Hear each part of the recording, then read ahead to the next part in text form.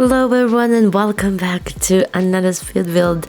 Welcome back to this spooky dark town where I am building a house for our famous Grim Reaper.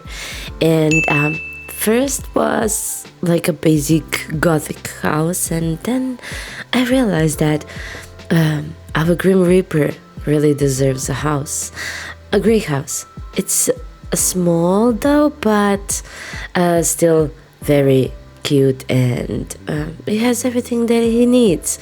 Basically, if he even he can use a house. I believe he's not like eating or sleeping, I believe, but he can dance, and that is so freaking funny.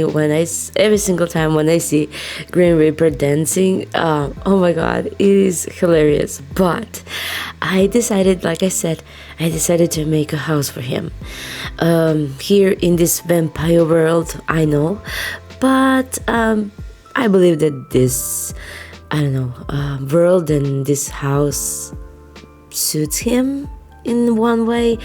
But I really wanted to make like one very gothic beautiful house, and I decided to play around a little bit and to use this house for him.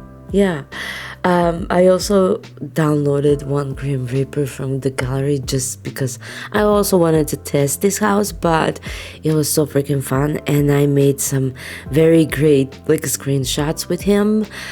I love those. I believe I posted one on Twitter, but I had so much fun furnishing this, especially because you know that I really love dark interiors. I really do love dark houses, and if I have chance to make one, you know that I'm going to do that. So this lot is, I believe, 30 by 20, and I had some kind of a vision in my head. I also look for like lots of different pictures. I try to find some kind of a reference, some kind of a idea, but I came across one house that was actually like this one on a platform, and I really wanted to try out. But since this lot is very small, the house couldn't be any bigger. But we have like the main floor, and we have one additional floor upstairs with the full bedroom and bathroom. So basically this is like a 1 bedroom and 2 bathroom house, but full size kitchen, dining, and living room. It's also here, especially now because we got so much new like custom content, beautiful custom content that I could use for this build, and especially for the interior. For the exterior, it was like the same old story. I mean, my trusted, amazing, beautiful custom content from Felix, because he made like in Victorian and Gothic and Tudor, and he has everything. So if you want to make something like this, you always have CC and the items to use, and which is very great because I could not pull this over without the CC. I mean, a house like this, because I need a fence like this, I need the details for the walls like this, and especially the arches. Arches are very important to me, and all this like a small details that I'm always choosing and using when I'm making like very detailed builds.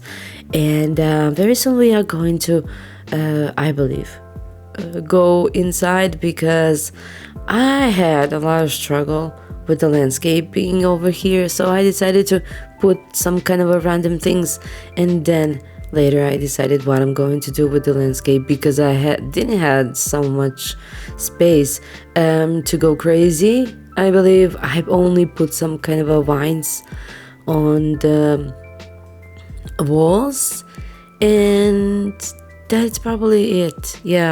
Because like I said, this whole platform thing, using all the space on this slot, and basically I couldn't do anything interesting. So this house is pretty much like very open when you are looking this from the street, but I really am happy how this turned out, especially the interior. Oh my god, I love the interior.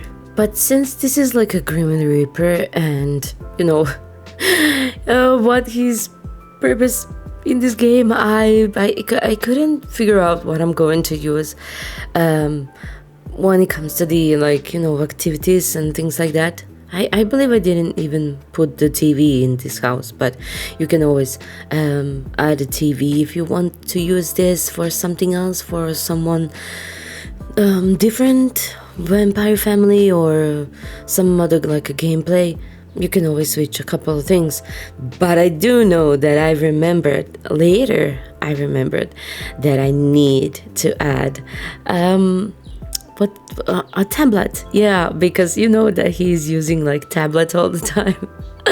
But I remember to add that at the end, because I didn't remember at this moment, because later I thought about Grim Reaper and what I could actually add to this house, but that's the only like one small thing that I actually decided to use in this house. And everything else, it's very like, look, this house is so freaking elegant, and it's not very spooky, not at all. It's just like a dark and elegant, because a lot of people think that like gothic and Victorian in general are very like a dark and spooky designs, but I don't. There's just like one beautiful like dark academia period of time where you actually had all these beautiful details and architecture and designs in general, style. And I really love to use that from time to time and play with that kind of a style. And this was like a perfect opportunity to also use this beautiful bookshelves from Felixandre, from Chateau. I use a lot of Chateau also in this build, even though it's very French, but other details are very like Victorian.